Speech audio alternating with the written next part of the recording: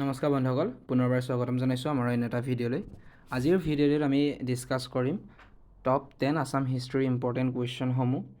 এইকেইটা কমন হয়, আপোনালোকে যদি এইকেইটা মনত ৰাখে তেনেহ'লে ইয়াৰ এটা নহয় দুটা আপোনালোকে নিশ্চয়কৈ আগন্তুক এক্সামসমূহত দেখিবলৈ পোৱা যাব। বলক ভিডিঅ'টো আৰম্ভ কৰোঁ। দ্য ফাৰ্ষ্ট কুৱেশ্যনটো দিছে, in which year was the treaty of Yandabo sign? Yandabo সন্ধি কেতিয়া চুক্তি হৈছিল? ইয়াৰ শুদ্ধ উত্তৰটো হ'ব অপশ্যন চি, 1826ত। 1826ত য়াণ্ডাবু সন্ধি হৈছিল। কিমান তাৰিখে? 24 ফেব্ৰুৱাৰীত। আৰু কাৰ মাজত হৈছিল? সেইটো হৈছে বাৰ্মিজ আৰু ব্ৰিটিছসকলৰ মাজত। Next question, who was the leader of first organised rebellion against British rule in Assam in 1828? 1828ত ফাৰ্ষ্ট ৰেবেলিয়ন হৈছিল। কাৰ এগেইনষ্টত? ব্ৰিটিছৰ এগেইনষ্টত। সেইটো লিডাৰশ্বিপ কোনে লৈছিল তাৰ? ইয়াৰ শুদ্ধ উত্তৰটো হ'ব গোমধৰ কোঁৱৰ, অপশ্যন বি। কিমান চনত? 1828 চনত। Next question, which prominent figure of Assam figure of the 1857 revolt? 1857ত যে ৰিভল্ট এটা হৈছিল, সেইটো কোনে মানে কাৰ আণ্ডাৰত হৈছিল? সেইটো হৈছিল অপশ্যন বি, মণিৰাম দেৱান। মণিৰাম দেৱানৰ লগত তেখেতে 1857ত ব্ৰিটিছৰ এগেইনষ্টত কি কৰিছিল? মাত মাতিছিল। সেইকাৰণে তেখেতক 1858ত তেখেতক ফাঁচি দিয়া হৈছিল। ক'ত? যোৰহাটত দিয়া হৈছিল, লগত পিয়লি বৰুৱাকো। সেইটো আহে কোনটো চহৰত বা ক'ত দিয়া হৈছিল বুলি ক'লে? যোৰহাটত। Next, the Patharughat uprising of 1894। Patharughat কেতিয়া হৈছিল? পথৰুঘাটৰ আপৰাইজিং, সেইটো পথৰুঘাটৰ বিদ্ৰোহটো হৈছিল 1894 চনত। ৰেফাৰ টু হোৱাট বুলি কৈছে, কি বুলি জনা যায়? এইটোক আমি অপশ্যন চিটো শুদ্ধ উত্তৰ হ'ব আছাম জালিৱানাৱালাবাগ বুলি আমি জানো।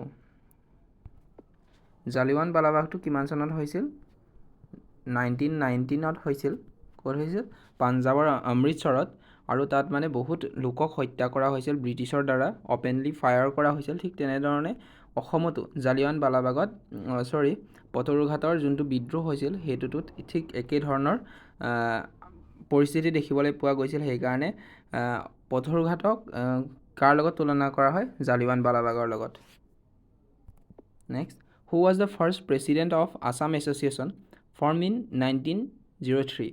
1903 চনত ফৰ্ম হোৱা আছাম এছ'চিয়েশ্যনৰ ফাৰ্ষ্ট প্ৰেছিডেণ্ট কোন আছিল?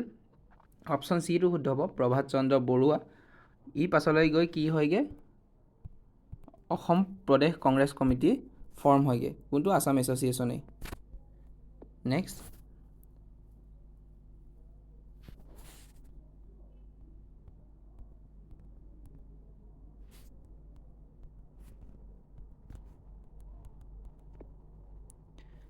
in 1921 Assam Provincial Congress Committee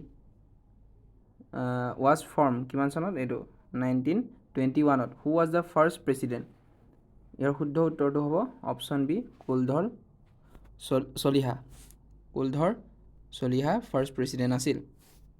সেই সময়তে অসমলৈ প্ৰথমবাৰৰ কাৰণে 1921 চনত মহাত্মা গান্ধী অসমলৈ আহিছিল। Next, during Quit India Movement 1942, 17-year-old Kanaklata Barua became a martyr while attempting to host the national flag at which police station? এইটো সকলোৱে জানে, অপশ্যন বিটো শুদ্ধ উত্তৰ হ'ব গহপুৰত। তেখেতে কিমান বছৰ আছিল সেই সময়ত? 17 year। আৰু 1942ত সমগ্ৰ ভাৰততে কি হৈছিল? কুইট ইণ্ডিয়া মুভমেণ্ট, ভাৰত ত্যাগ আন্দোলন সেই সময়ত চলি আছিল। Next, who was the only representative from north east India in the drafting committee of Indian constitution? ইয়াত ড্ৰাফটিং কমিটি, আমাৰ যি ভাৰতীয় সংবিধানখন বনাওঁতে বা প্ৰণয়ন কৰোঁতে সেই সময়ত সেই সমিতিখনৰ একমাত্ৰ আমাৰ নৰ্থ ইষ্টৰ পৰা কোন আছিল? অপশ্যন বিটো শুদ্ধ হ'ব মহম্মদ ছাদুল্লাহ।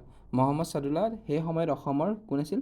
প্ৰাইম মিনিষ্টাৰ আছিল। প্ৰাইম মিনিষ্টাৰ বুলি কোৱা হৈছিল সেই সময়ত স্বাধীন হোৱাৰ আগমুহূৰ্তলৈকে, কিয়নো সেই সময়ত অসম এটা ষ্টেট নহয়, অসম প্ৰভিন্স আছিল। অসম প্ৰভিন্সত তেতিয়া প্ৰাইম মিনিষ্টাৰ বুলি কোৱা হৈছিল।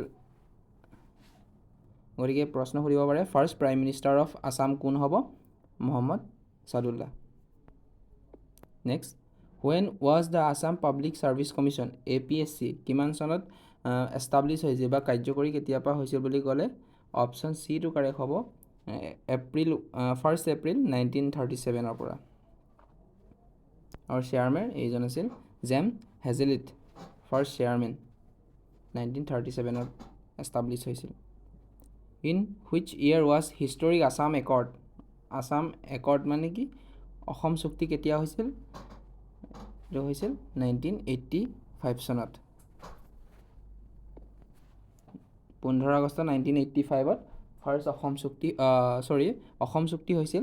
আৰু কিমান বছৰ অসম আন্দোলন চলিছিল? 6 year, তো 1979 ষ্টাৰ্ট হৈছিল অসম আন্দোলন। ভিডিঅ'টি ইমানেই আছিল।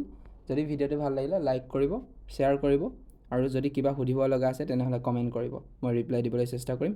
ধন্যবাদ।